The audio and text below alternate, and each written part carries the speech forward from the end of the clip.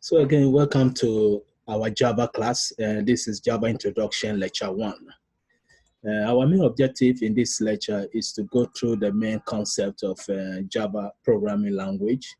What is object-oriented programming language? As we know, Java is an object-oriented programming language.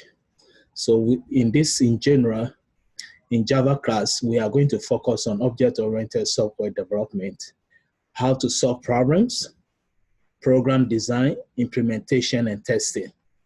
This is the concept of software engineering, and also object-oriented concepts such as what is a class, what is an object, what is encapsulation, inheritance, and polymorphism. So these are the main advantage or the main features of object-oriented programming: classes, objects, encapsulation, inheritance, and polymorphism. Also, we are going to discuss about how we can design and also implement a Java GUI or graphical user interface program. So we start with the fundamental of computer processing. And here we're going to talk about the computer hardware, software. So a computer hardware is any physical or tangible parts of a computer. So any physical component of a computer is a hardware. A software will be the programs and also the data. So normally the hardware, we can see it, we can feel it, but software, we cannot feel it. And most of the time, again, we know software is always inside the hardware. So an example of a hardware can be the storage device or a flash drive, Blu-ray, any kind of storage device. And we store our software inside the storage device. And here we have an example of a hardware can be a keyboard. Also, it can be a monitor, the disk, wires, chips. So everything pertaining to the computer physical component. For example, a main computer may have a memory, storage place, the CPU, which is the central processing units, which we also call the chips. These are all the hardware. So a program is normally a series of an instruction. So a program normally tells us what to do or what we want to do. So if a programmer wants to write a program, most of the time we are writing a program to solve a problem. So let's say if I want to write a program that will find a sum of two numbers, then again, that's what the program will do. I have to write the instruction, the steps to solving that problem. We may talk more detail about it. So a computer normally requires both the hardware and software. As we said earlier, software have to be inside the hardware. And each is very essential, or each is very essentially useless without the other. Also, each component is very essential. We need both hardware and software. So first we talk about the CPU and the memory. So this is, I would say, the main feature of a computer system. We have the central processing unit, which is the brain of the computer. This is the area where computation takes place. Most of the time it's arithmetic and also logical decisions. Main memory, this is where we store our data. And we have two types of memory. Here we are talking about the RAM, which is random access memory. So anytime we want to process something, it has to be located in the RAM. For example, when we start our computer, in the booting process, what happens is that the operating system is loaded to the memory, then from there start. Now, when I open any program or even I open a data, this data have to be loaded to the memory. So when execution will take place, the central processing unit has to get the data from the main memory. And this data also have to be stored somewhere in the CPU.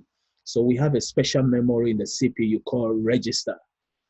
And those data are the data the CPU is using. So we also have the input-output devices, which is the I/O. I/O means input. Input is a device can be like keyboard or even the mouse or the microphone. Any device that make it possible for us to enter data into a computer system is an input device. So a mouse is an input device. Output device, Example would be the monitor, or also it can be a speaker or a projector. Any device that make it possible for us to be able to view our result from the computer is the Apple device. Now, this is our main storage device. As we said earlier, we have two types. The main memory.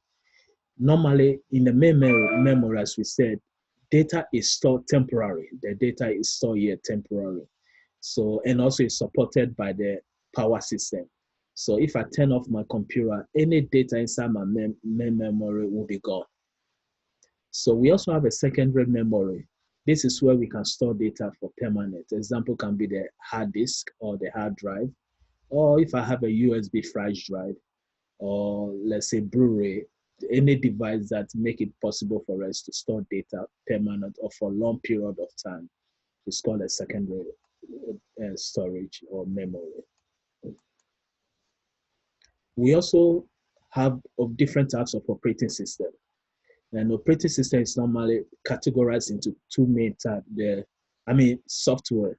So we have the operating system and we have application program. So a software is again categorized into two main types. We have the operating system, we have the application program. So without operating system, the computer cannot do any work. The operating system communicates with the hardware devices such as the memory, the CPU, etc. So here we say operating system controls all the machine activities, provide a user interface to the computer. Actually, the operating system also is the main interface between application software, which we're going to talk next, and also the hardware. So a computer system normally have three different types of level. We have the application, which is where the user interacts, the operating system, then the hardware. So operating system also manages resources. As I said, we said earlier, such as the CPU and memory. Example of an operating system can be Windows, which is the PC computers, or Mac OS, which is again Apple computers. And also we have the Unix and Linux. Application program is any software that perform a specific task. So we have example of a web processor to create a document, or missile control system, computer games, access database system, and there are so many of them. So most operating system application programs have a graphical user interface. A graphical user interface means we can interact with the computer using such as the mouse. We have icons on the desktop. We can interact it graphically. We also have a command-driven interface, which means we have to enter the command to perform. We may have a black screen, and we have to have a command to perform our operations. So computers, again, store all information digitally, whether it's a graphics, numbers, text, even audio or video, the data are stored digitally. Digitally means we have a binary system, 1 and 0s, 1 and 0s. And sometimes we use the term machine language. This is the language that the computer understands. So binary number system is 2 digits, 0 or 1. 0 means off, 1 means on. And we have so many ways of again manipulating. There's a program, for example, I can write a program that can translate a decimal number system to binary, or from binary to decimal, or any number system. So this is computer architecture. Normally in the computer system, we have a central processing unit. We have the main memory. So central processing unit is where the main computation takes place. Main memory for the storage. We may have a disk controller. This supports the secondary storage devices such as the flash drive or disk drive. We also have a video controller which controls again the monitor. Then we may have a controllers for a peripheral. A peripheral devices means any device that can be connected to the computer system, such as a camera or a printer. And these all may have their own drivers which make it possible to interact, computer to interact with the devices. So main memory is volatile. Volatile means when the power is off or the power is lost, every data in the main memory is also lost. So we use the term volatile. Secondary memory devices are non-volatile. So this means when we store data, it's permanently stored. Whether there's power or no, it's always there. And the RAM versus ROM. So RAM is volatile and ROM is non-volatile. So we say RAM is random access memory, which is direct access. And also ROM is read-only memory. ROM could be a set of memory chips or a separate device such as CD-ROM. But both RAM and ROM are random direct access devices. As we said about the central processing unit, also called a microprocessor or a chip, is where our execution takes place. And we have something called a machine cycle execution. For example, the first thing we fetch our data and the program, decode it, and then execute. So this is the cycle.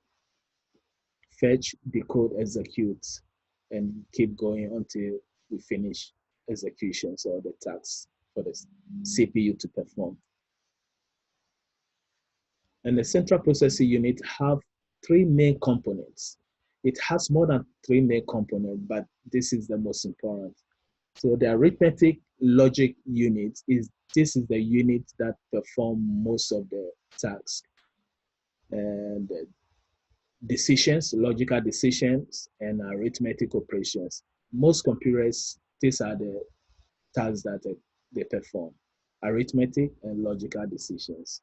Now, control unit normally will coordinate the processing step. It makes sure that we don't overload or underload the system. So for example, we have a register that takes 10 megabytes. Control unit to make sure that it has a 10 megabytes, not more than that. Registers are normally, as we said earlier, memory that we know is inside the CPU, and we normally store the data that is in the process of execution by the ALU. ALU stands for the arithmetic logic unit. So the speed of a CPU is controlled by the system clock. And normally we use the unit 1S. 1S means 1 full cycle per second.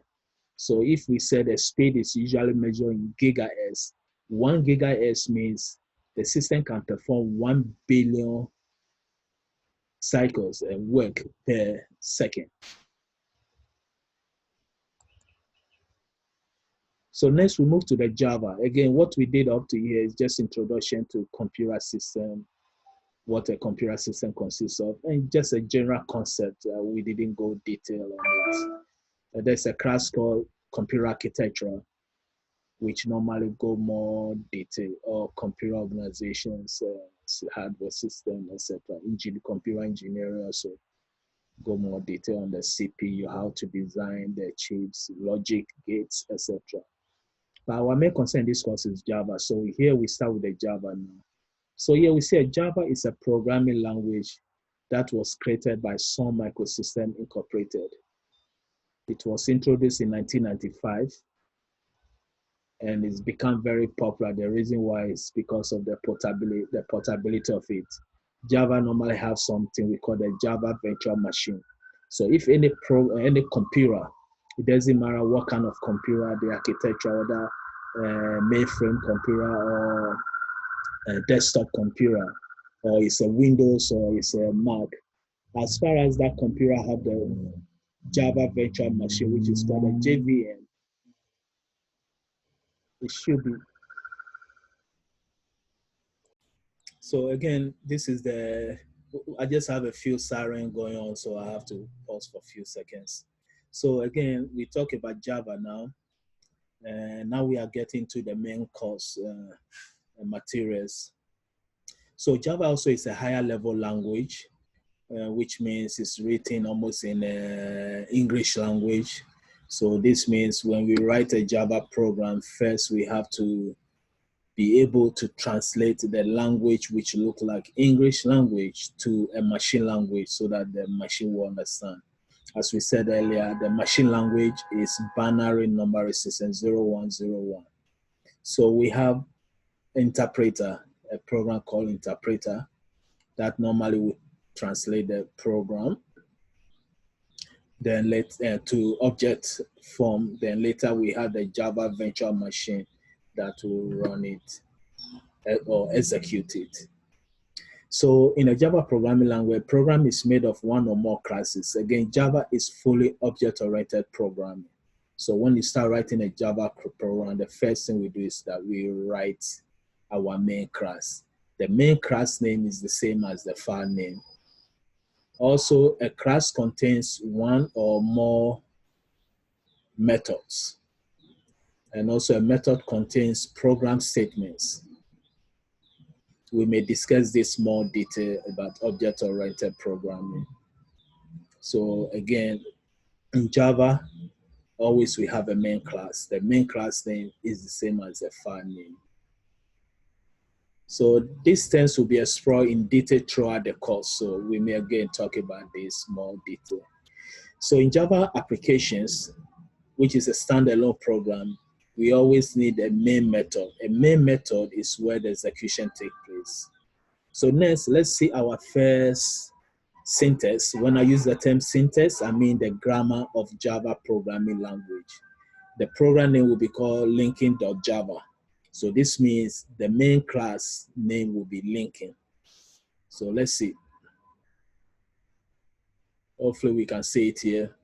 So what you see like a slash forward slashes and the stars, these are called a comment. In the comment section, the compiler or the interpreter or the Java virtual machine will ignore it. It's not going to be executed. So compiler is just to describe the program. Here, for example, we have the name of the program, which is called the linking.java.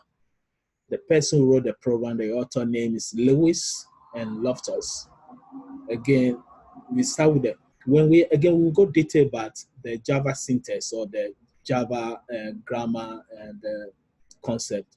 For now, I'm just going to explain this first program. In our next lecture, we shall go detail what is a comment, what is a class, etc., variables, methods. We are going to talk about that. But for now, we should assume that this is a class, and the class name is linking. So as we said earlier, anytime you write a Java program, the first thing we have a main class. So this is my main class. We can see the curly brace starts here and it ends here. And the name is linking. That's why, let me go back. Our Java program name is called linking.java. The reason why it's called linking.java again, because the main class name is linking. Again, we have another comment here. The comment here is to explain what this program will do. And this program is going to print a presidential quote. Now we want somewhere where the execution of the program will take place. That's very important. So we need our main method. So here we have public static void main.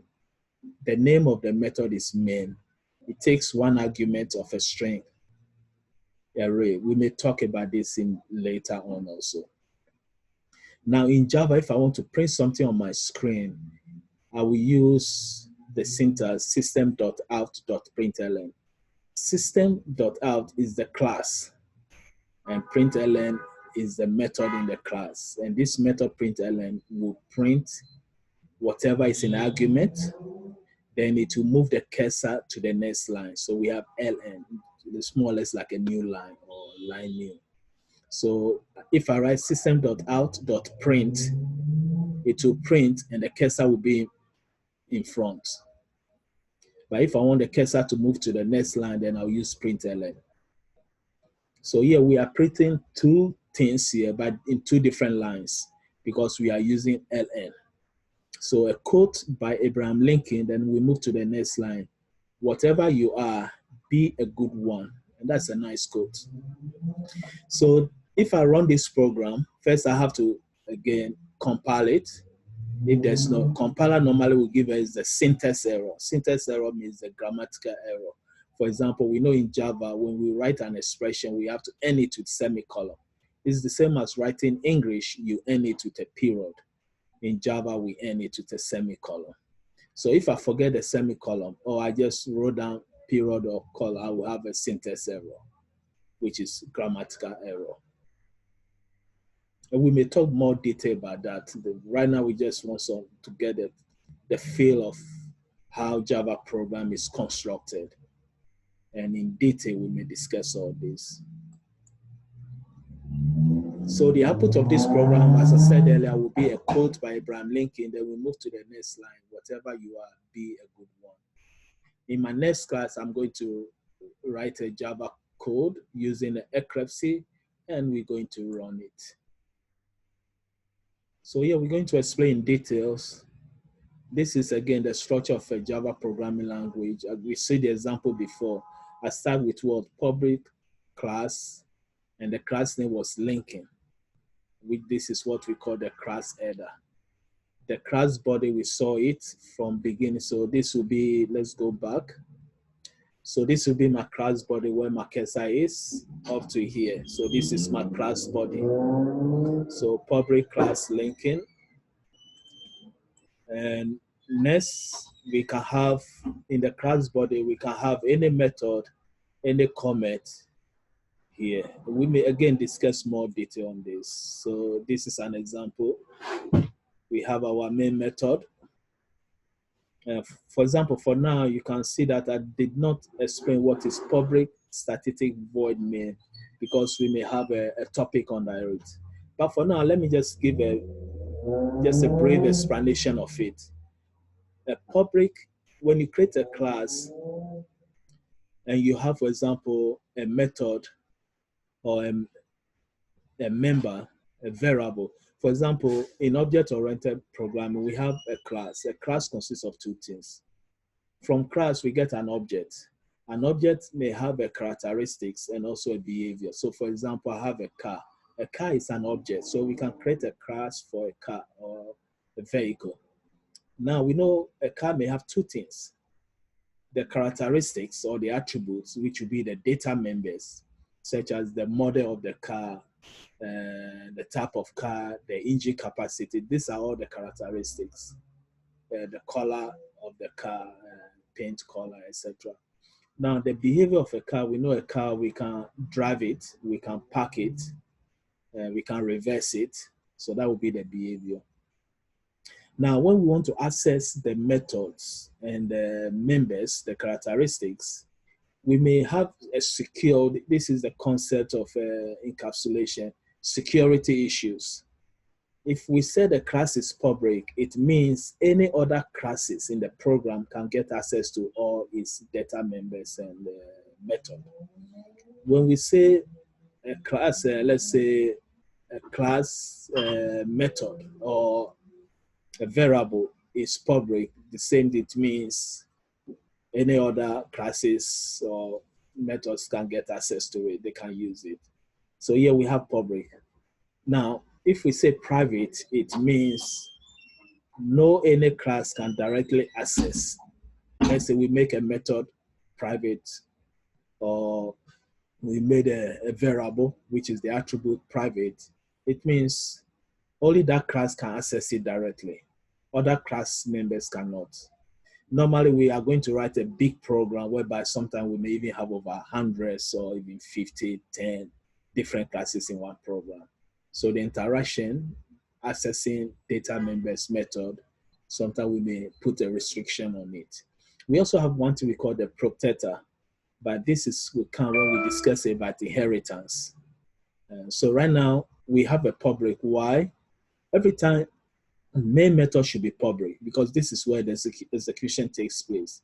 So I can create a class and then I'll create an object inside the main method. Now, if I make the main method private, that means we cannot directly work with it. So you have to, and also a static means this main method does not depend on any class. For example, I have a class named employee. We have a method inside the employee name calculate salary. This means calculate salary is a method that belongs to the class name employee. So if I'm going to use the method, I have to refer to the class also using a period symbol. But a method, I don't need to use any class. So when we create a method and we say the method is statistics, it means it does not depend on any class. Void means the method does not expect any returning value. So we may write a method to find a sum of two numbers, and we want to return the answer back to the method, so that when we call it and we have the argument of the values, we can get the results. Here, we say void because we cannot return an answer to a main method. And then we have the string argument. Again, we will go more details on this. This is the first lecture of over 30 lectures that will come on Java. So right now, we just want to get the introduction together. So we discussed about the comment. Comment should be included to explain the purpose of a program and also describe the processing steps. So comment is just the description, and the compilers always will ignore it. That's why we say they do not affect how a program works. So a comment can be a single line, which is a 2 forward slash. So this is a single line comment. If I want multiple line comment, then I'll start with the slash asterisk. Then I will end it with the asterisk and slash. So we have 2 types of comment, either single line comment or multiple line comment. We also talk about the identifiers. I was mentioning about variables, methods. These are all called identifiers. So identifiers are the words in a program. A Java identifier can be made of letters, digits, underscores, character, and also $sign. This means anytime I name a variable or a method or even a class, I cannot use any other symbols, or let's say question mark, any other symbol except underscore and the $sign. Then the digits and letters. Also, we cannot start with a digit. We have to start with letters. If I want to start with a digit, then I will start with the underscore character first. Then I will continue with the digit. So, and also Java is a case sensitive. So a case sensitive means uppercase character and lowercase character are different. Java recognizes both different. So if I have a method named total and I have another total, you can see here we have uppercase T, lowercase t. Java will treat them differently. They are not the same. And also we have a total, everything is uppercases. So all these 3 are different variables, or if it's a method or whatever it is. So by convention also, programmers use different cases style for different types of identifiers. So for example, if I'm creating a class, I'll always start with a capital letter, then the rest will be lower letter. That's naming a class. If I'm naming a constant variable, I will make sure all of them are uppercases. This is not an error. I can name a class and have everything lowercase or everything uppercase, the name, characters, or digits. It doesn't matter. But this is by convention. So identifier, sometimes the programmer chooses the identifier, such as linking. I write my own name. But sometimes the program also have, we saw the println. Println is a method, but this method belongs to a Java library system. And this is normally inside the standard library, so we don't have to import it. Later, we will talk about importation of packages to use.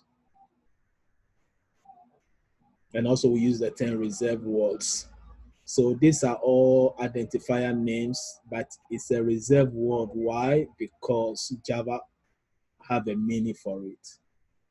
So if I, for example, I have a method and I name it else, I will get an error because else has a meaning for Java programming language.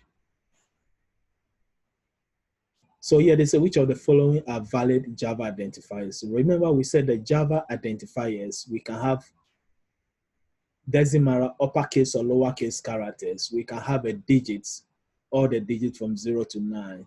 And we can have only 2 symbols. The underscore and also the dollar sign. And we should remember Java identifiers names does not start with a number. So grade is correct. Quiz grade is correct. Network connection is correct. Frame 2 is correct. Third test score is wrong. Why? Because we cannot start with a digit.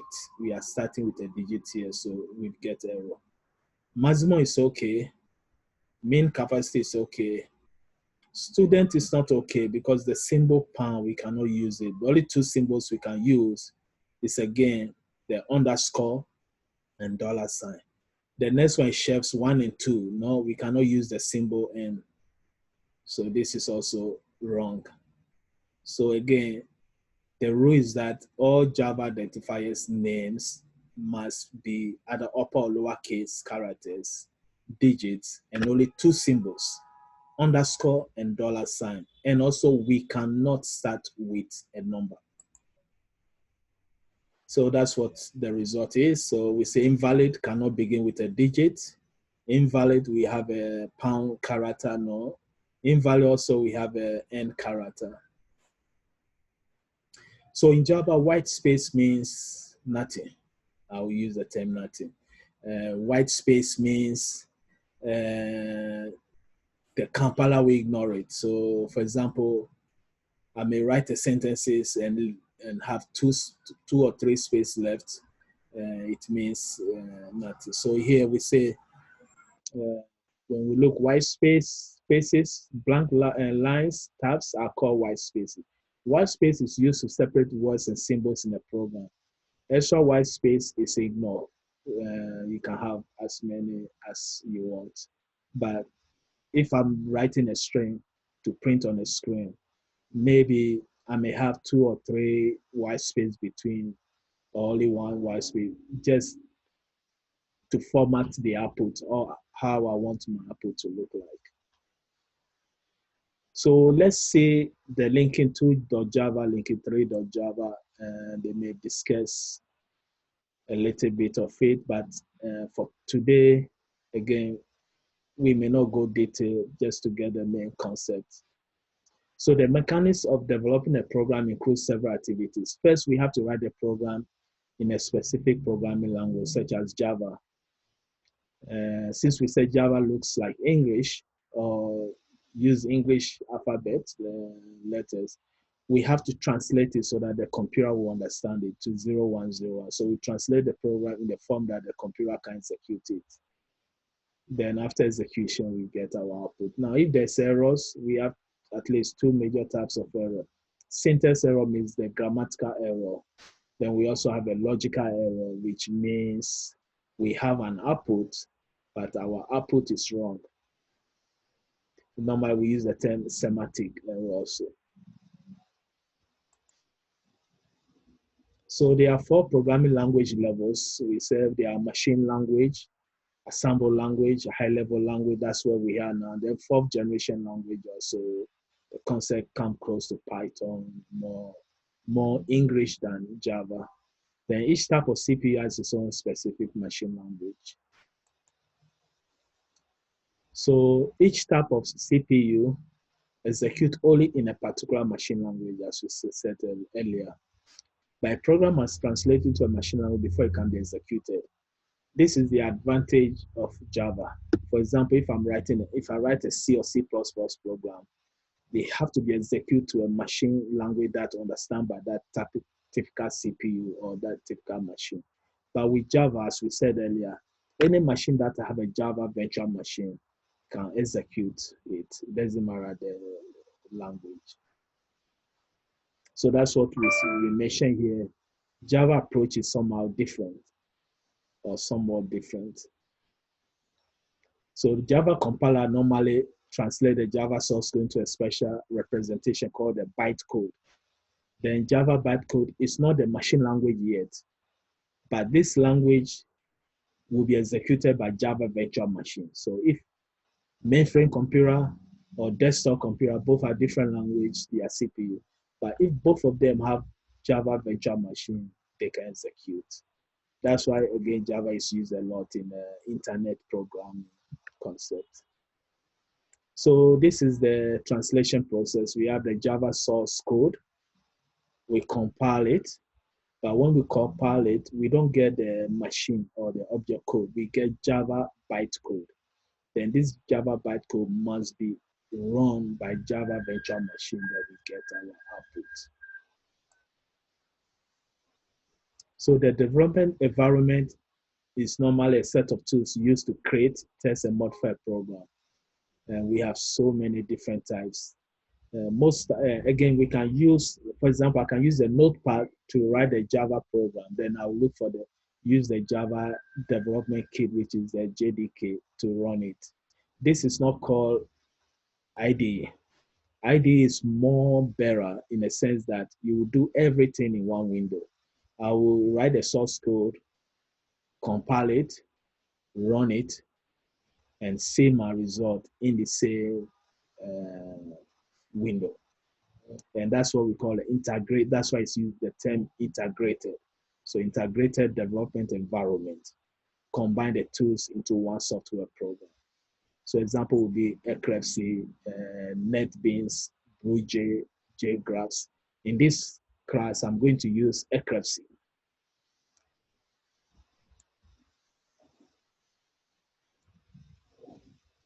We talk about the Java errors. We have the syntax error.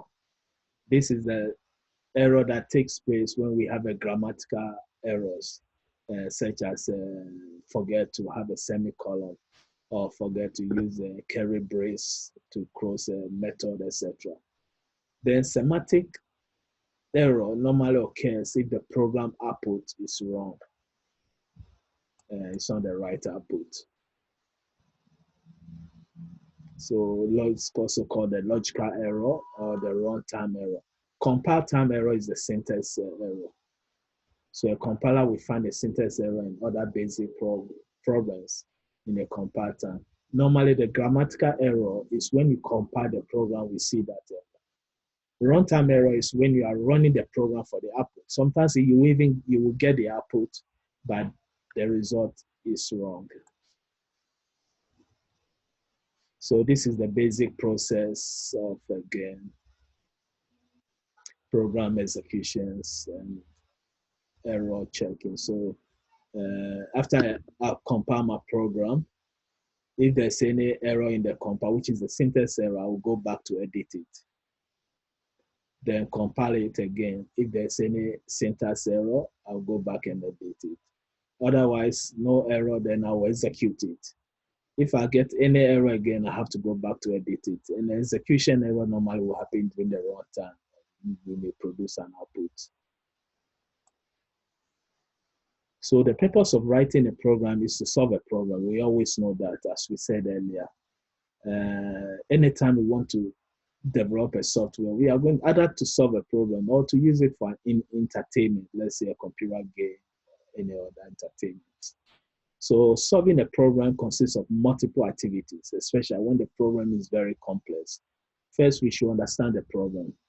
So that's why we say computer science is not about writing computer programming language. It's rather about developing the algorithms, the steps to solve a problem. So a good computer scientist or a programmer is mostly based on writing the steps, designing the algorithm to solve the problem. Writing the code is very straightforward because if you know the grammar of the language, you can easily translate. So first we have to understand the problem, then we have to design a solution. Then we need to consider the alternatives and refine the solution. Next, we need to implement the solution, then we need to test the solution. And we may discuss about this more details later. Now here we say that activities are not purely linear, which means I will not move from understanding the problem to designing a solution because I may design the solution, then I have to consider some alternatives and refine the solution. I may implement the solution, I will get a wrong answer, maybe I have to go back again, go back to designing a solution, or the design solution is wrong, then maybe go back to understand the problem. So the activities are not, I'll say they are more interactive, moving around. So the key to design a solution is to break it down into manageable pieces. When we have a complex problem, we're always trying to break it down into pieces. Then we solve individual problems, then later we integrate the whole system together.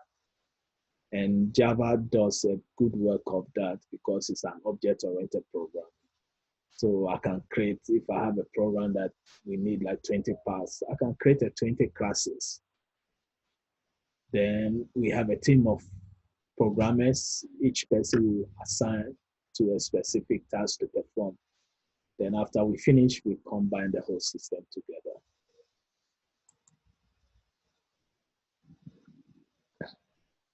So object-oriented programming, as we said, Java is an object-oriented programming language. As the term implies, an object is a fundamental entity in Java program. And also object can be used effectively to represent real-world entities. For example, we talk about a vehicle, an employee, etc. So objects have two things, as we said earlier, the state and the behavior. State is the characteristics or the descriptives. And the behavior will be the method, what it does.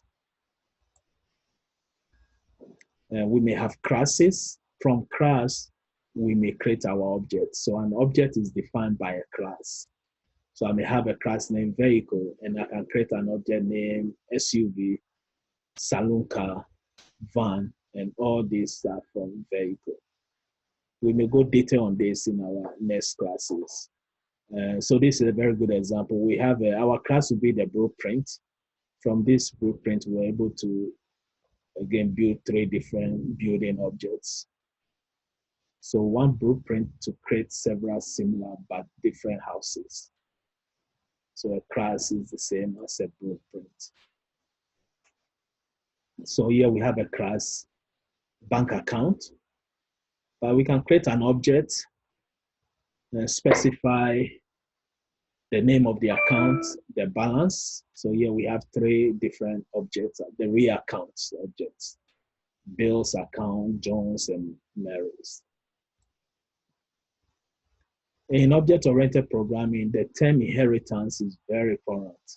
And the goal of inheritance is that it helps us to reduce as for writing too many code or too many classes. So for example, you can see the diagram here, I have account. And account, we can have either charge account or bank account. Then in bank account, we can have savings account or checking account. So this means if I create a checking account now, instead of writing the account name, attribute, let's say bank account, we have a name, address, everything. Now, if I create a checking account, since my bank account have the address, I don't need to include the address again here. If bank account have calculate balance, then I don't need to include it. I'll just inherit it. So we are going to reduce the code. So savings account can inherit the bank account attributes and also methods. And the same thing, bank account also can inherit account data members or the methods also. So that's the concept of inheritance. And we may go more details on this. Actually, in object-oriented programming, the main 3 things we are more into, which make object-oriented programs so good, is encapsulation for security, inheritance, then polymorphism. Polymorphism means, poly means many, morph means shapes. So we can write a code that can do many things, a class that can perform more things. And we may go more detail on that. So in this Java lecture 1, again, the whole concept here is to understand the component of computers, what is hardware, software, CPU, etc. And also we discuss about introduction to Java program, what a Java program is, let's say a class, what is a class, how it prints, etc. This is just, again, the beginning to get the concept. So from lecture 2, we may start more details on it. So again, I wish everybody the best. And again, if you have any comment on this video, feel free to comment or subscribe to this channel. Thank you very much.